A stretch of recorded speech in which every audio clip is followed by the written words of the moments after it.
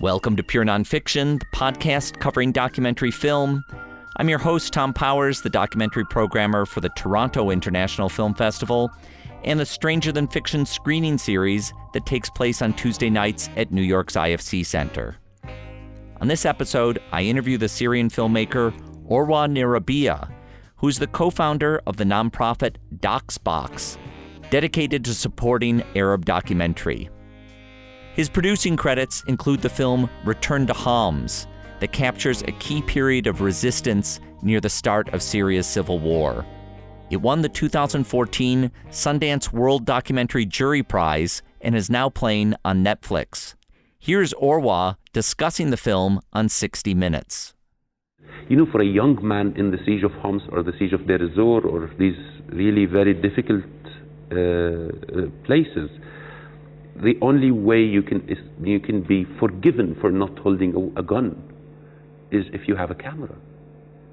All fighters respect your choice if you're fighting with a camera, which is something very new to our society. We never liked cameras. We never liked to be filmed. Suddenly now we want to film and to be filmed and to tell the world and to communicate our opinion.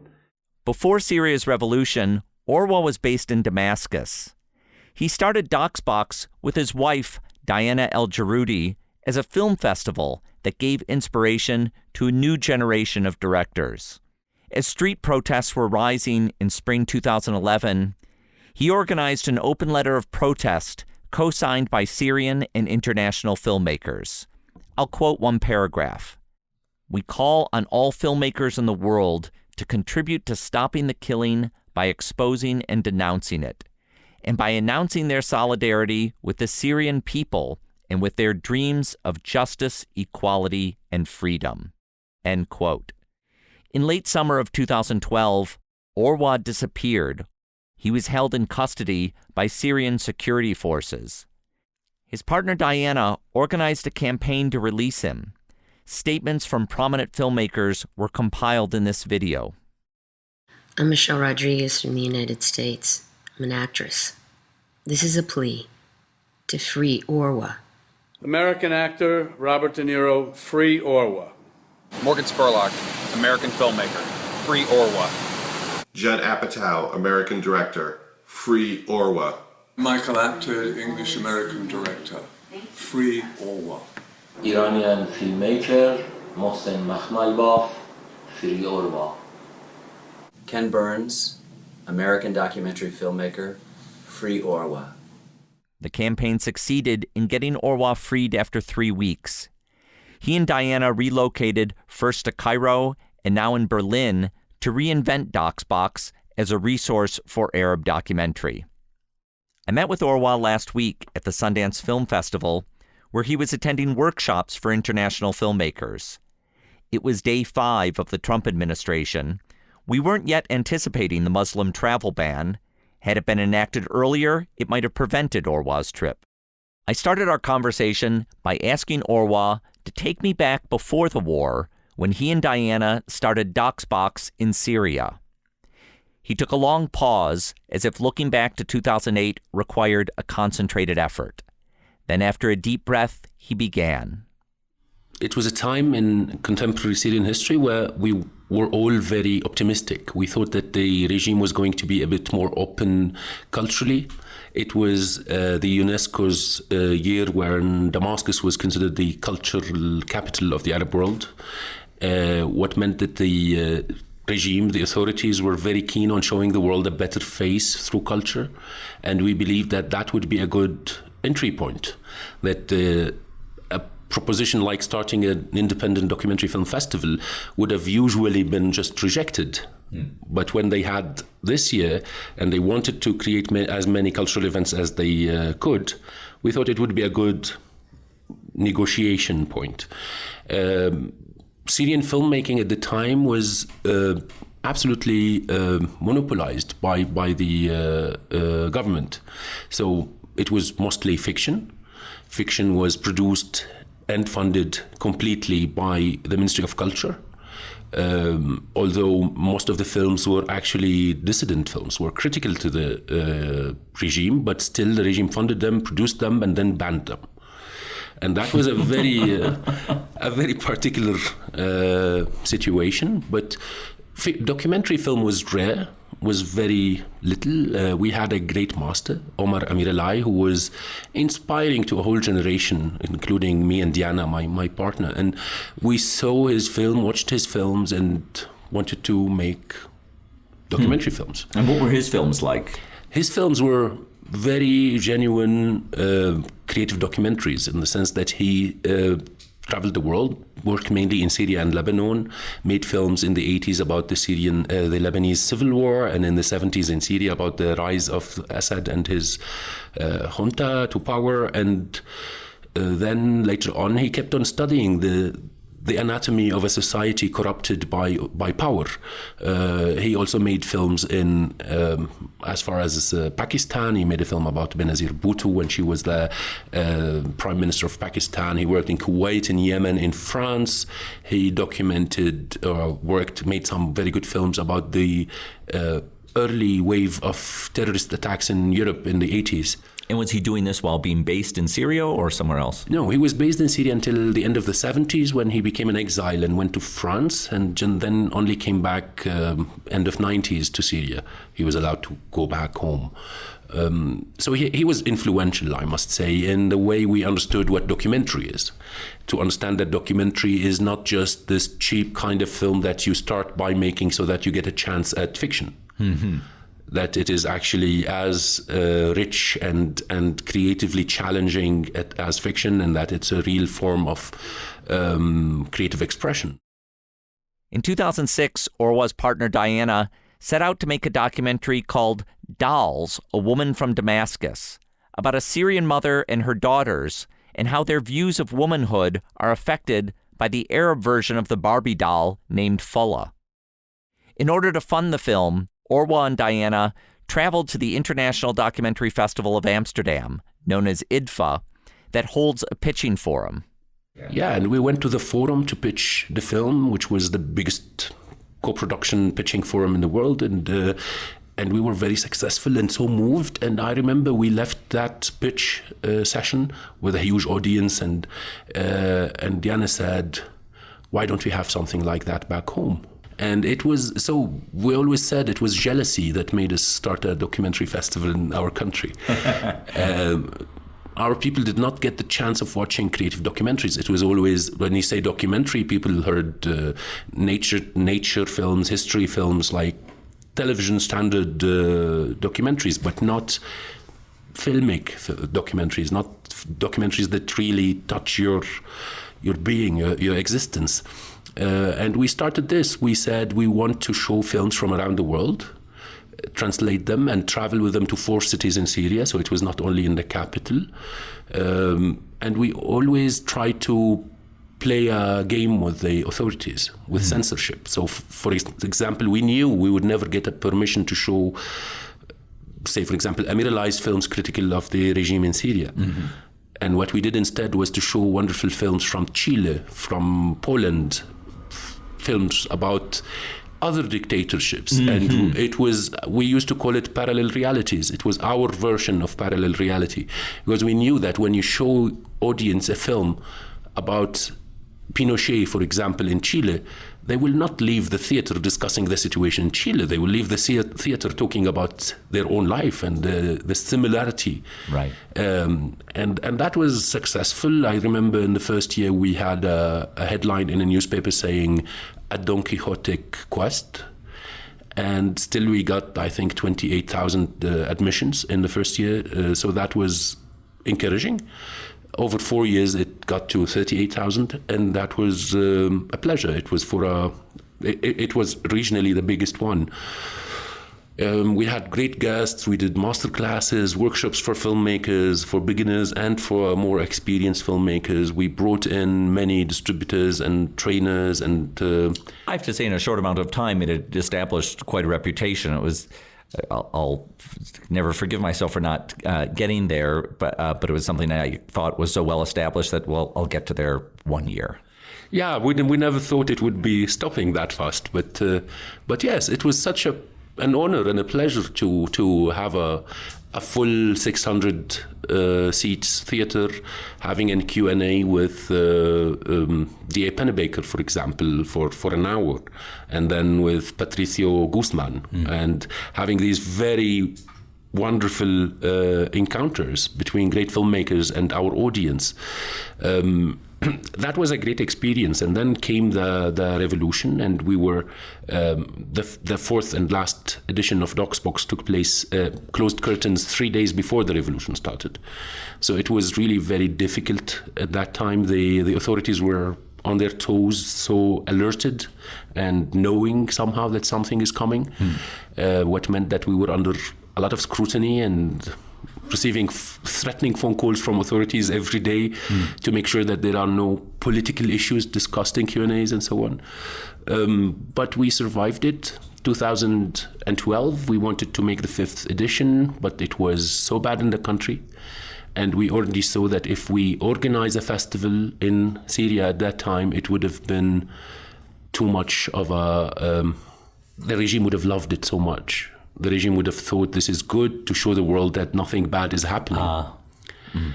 And we would have been under a lot of control, but at the same time, we would have been immediately used as a proof that nothing is happening in the country and all is good.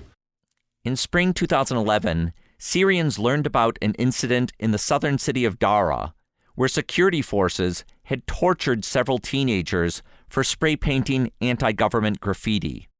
The news sparked peaceful demonstrations similar to the Arab Spring marches in Tunisia and Egypt. When the protests were met with government violence, Orwa helped to organize filmmakers writing an open letter to denounce the reprisals. That was a very special story of my life. It was a moment when we thought that filmmakers have a bit of an immunity.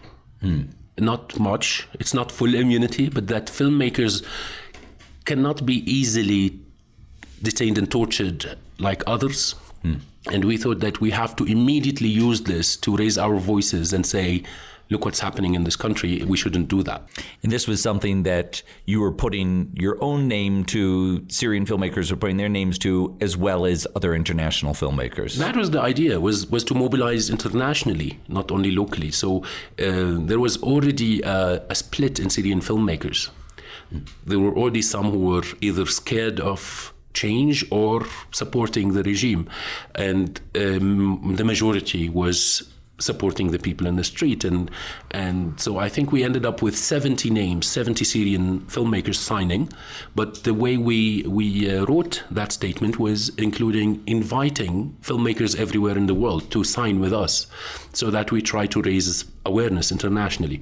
And we ended up with 1,100 names, including many of the greatest stars and filmmakers in the world. And that was the very first public statement of the Syrian revolution turned war. And what was the reaction to it from the regime, if any?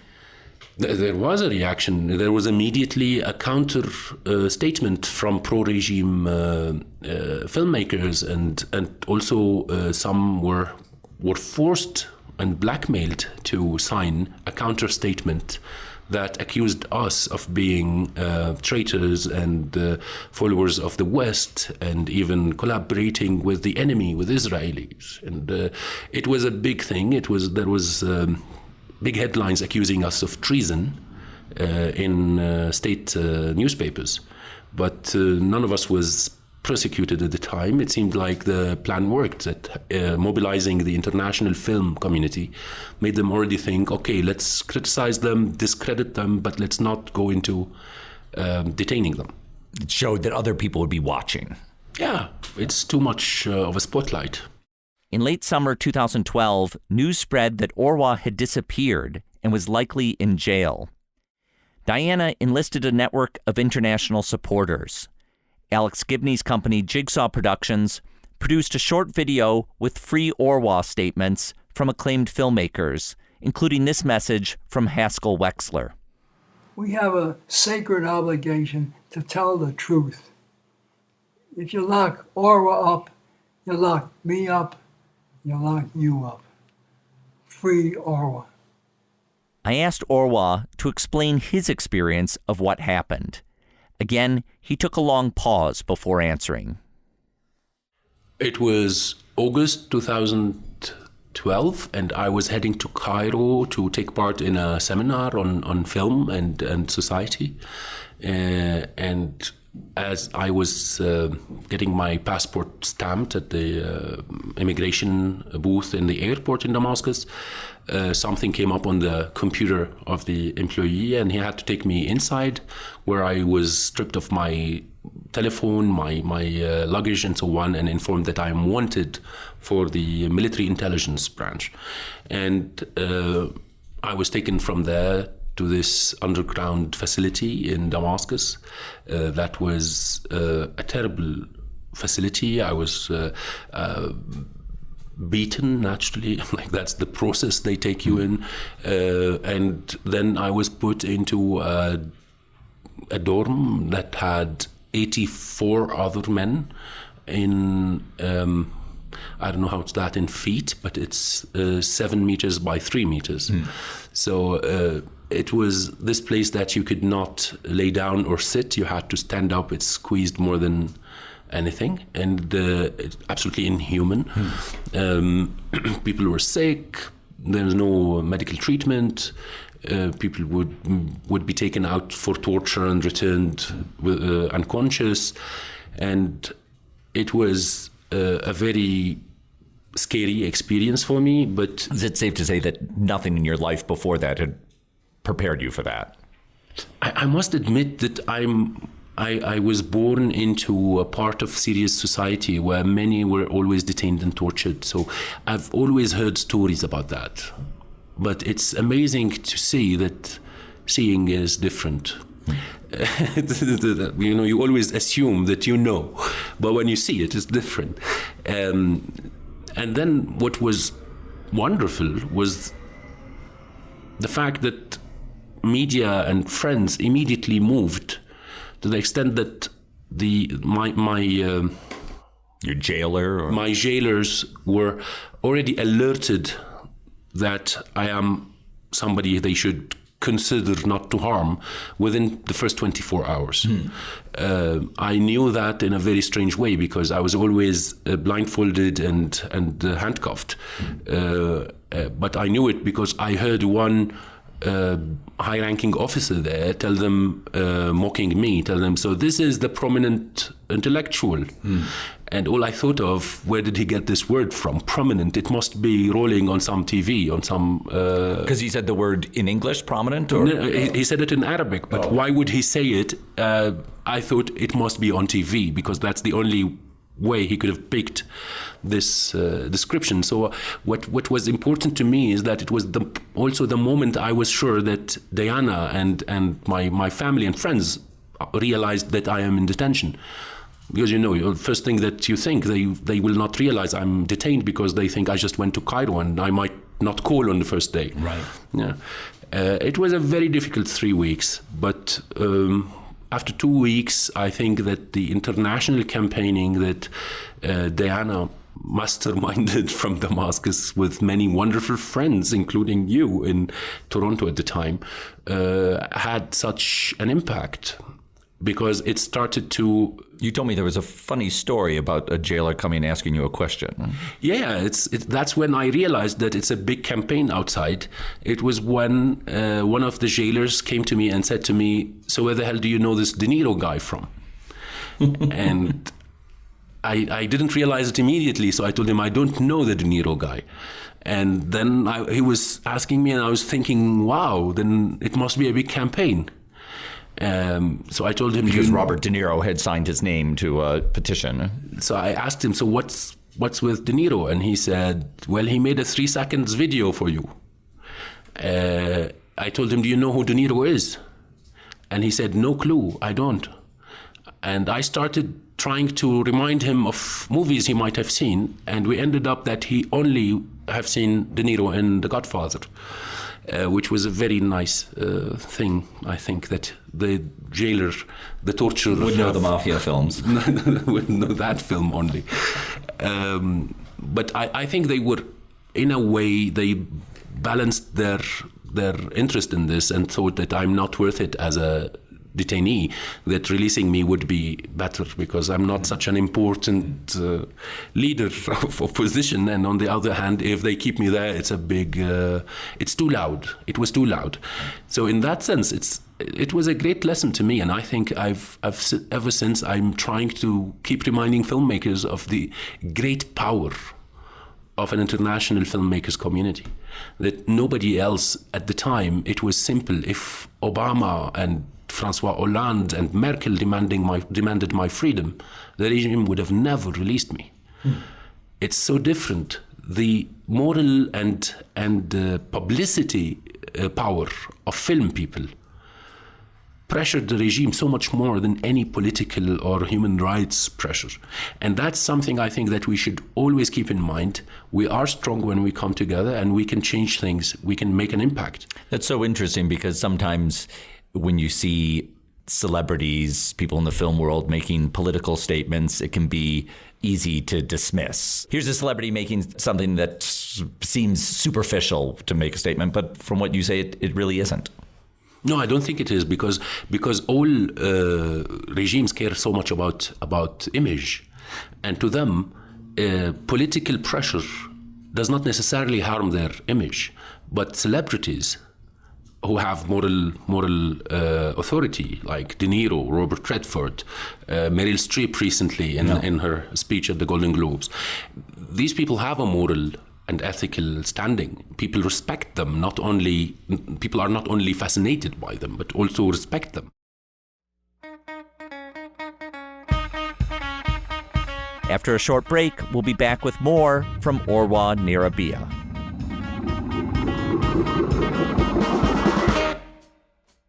If you're in New York City this winter, please join me on Tuesday nights for my screening series Stranger Than Fiction at the IFC Center.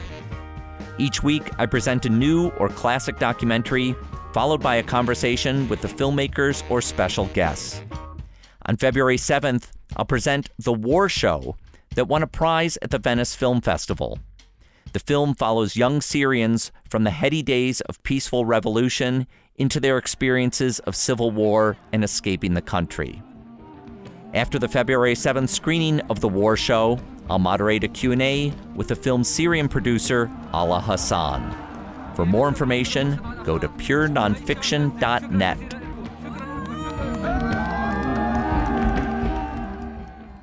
At the time of Orwa's detention, he was deep into producing the film Return to Homs. When he got out of jail, he and Diana moved their editing to Cairo. They expected to be away from Syria for only a few weeks, but they got word that Orwa was wanted again, and they never returned. For listeners who haven't seen Return to Homs, directed by Syrian filmmaker Talal Durki, I asked Orwa to describe it.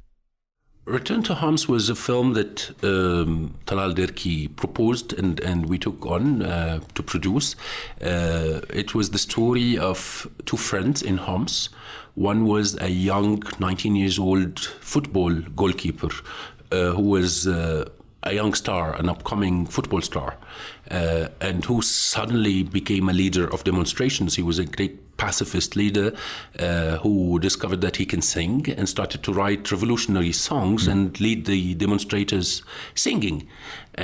People were singing and dancing. It was so inspiring. And his friend was this 22, 23 years old citizen journalist, following him and filming him and trying to make sense of this new reality in the country.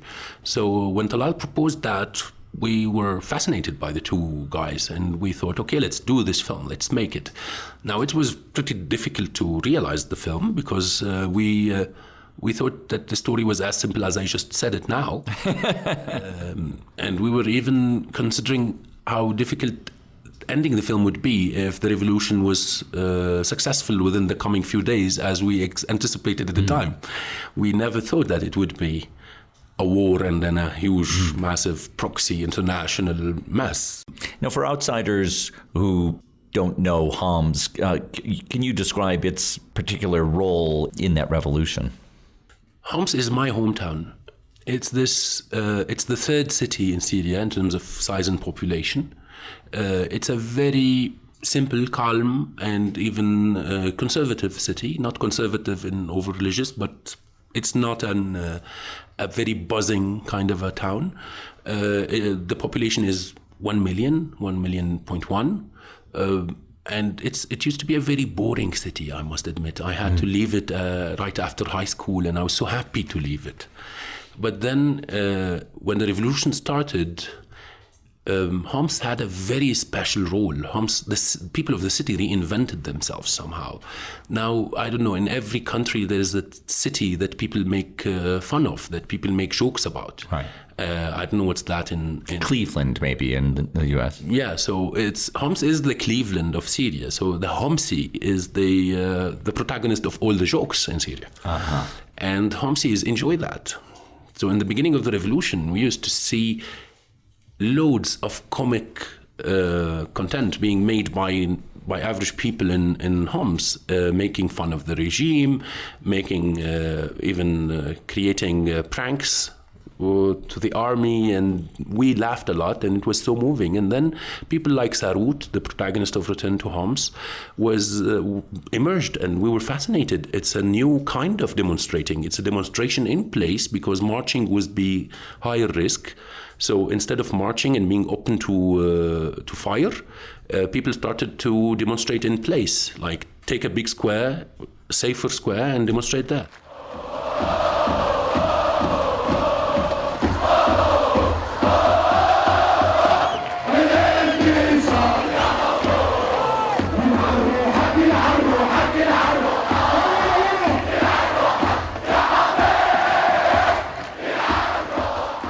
And then demonstrating was all about singing and dancing. That was so energetic, so beautiful. We were all moved.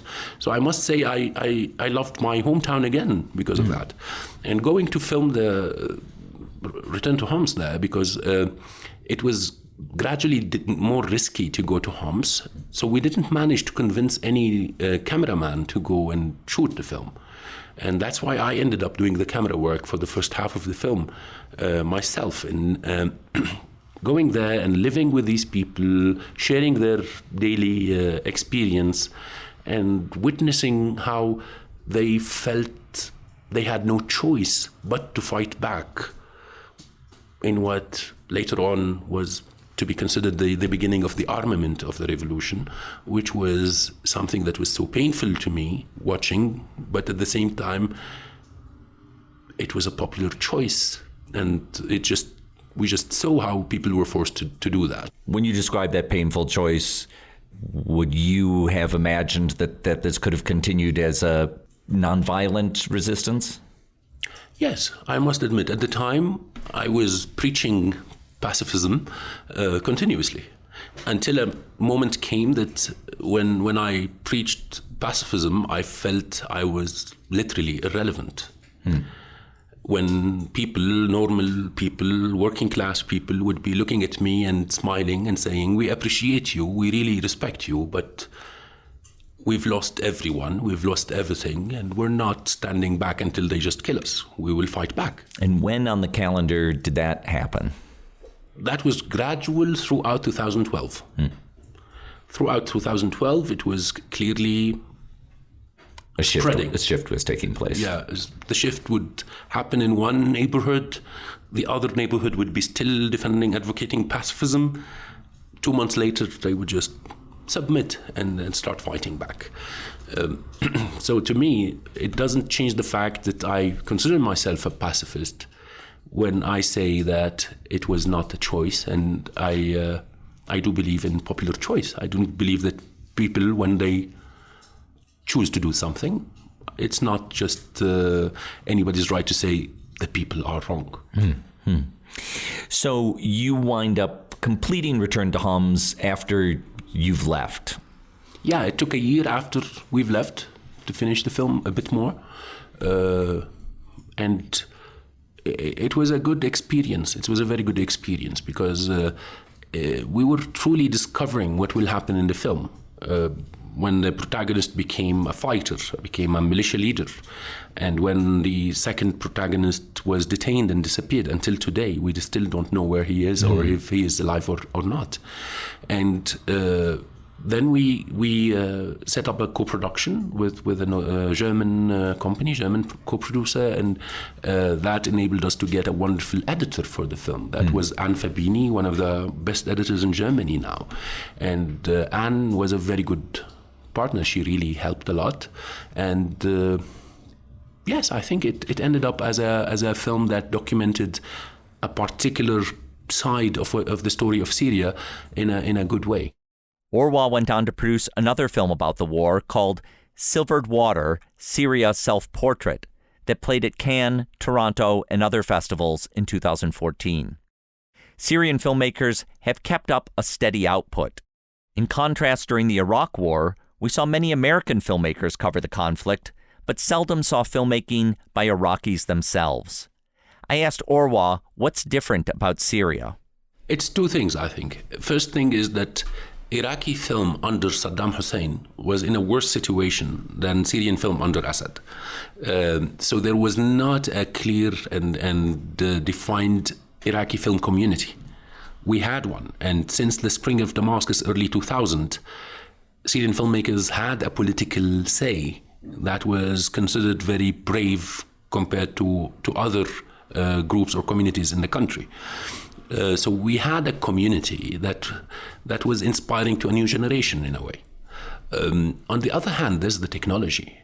When the Iraq war happened, it was the first war broadcast live on air.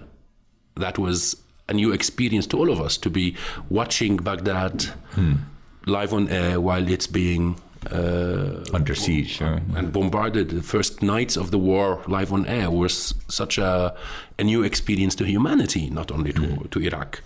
In Syria, we had mobile phones with cameras in them. We had small digital cameras.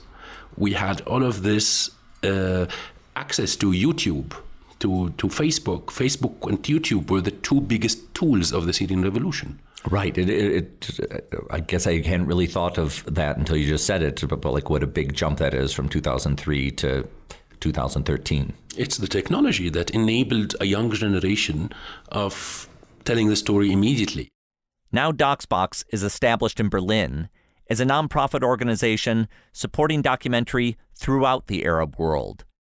Its website delivers educational tools for filmmakers translated in 3 languages, Arabic, Kurdish, and Berber.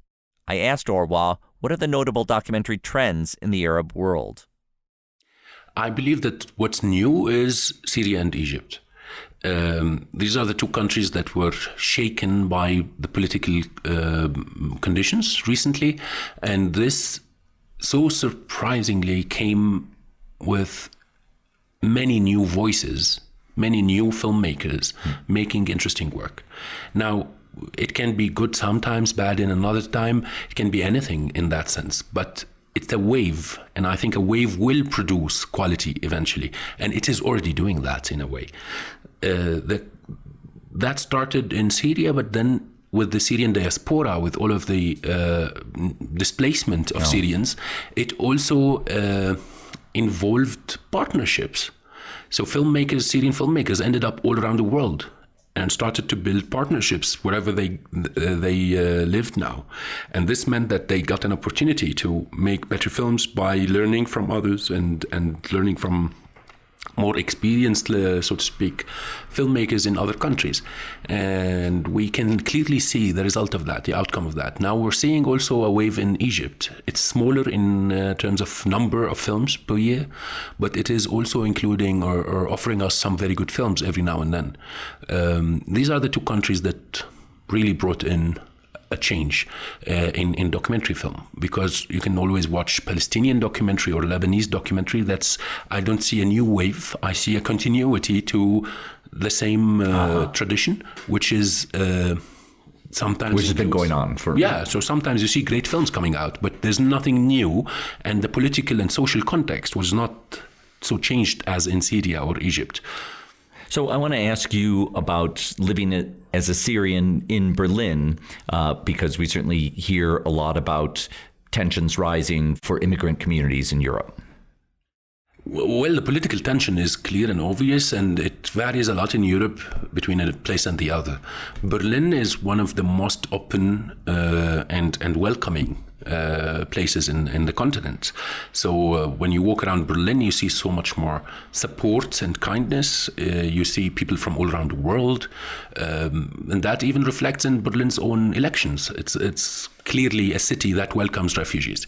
That doesn't apply to every other place in Germany or in Europe, but overall we still see that Germany politically is so concerned about the rise of anti-refugee sentiments, which is still the rise from very small percentage to small percentage. So it's not so big. It's always interesting. Whenever the neo-Nazis in Berlin have a demonstration, I always go down. I'm always curious to see them. And it's always a relief to see how small their demonstrations are, how small the numbers are. And the counter demonstrations surrounding them is always 10 times bigger. So that's encouraging. Yeah, it is. It's a good city, and I think it's never easy. People don't understand the other immediately. It needs experience. It needs it's a two-way relationship. It's going to take time. For my last question to Orwa, I asked how he thinks the presidency of Donald Trump will affect Syria. On the very evening of the election, the night Trump won, Syria experienced new, bigger and more dangerous weapons being used by the Russian army.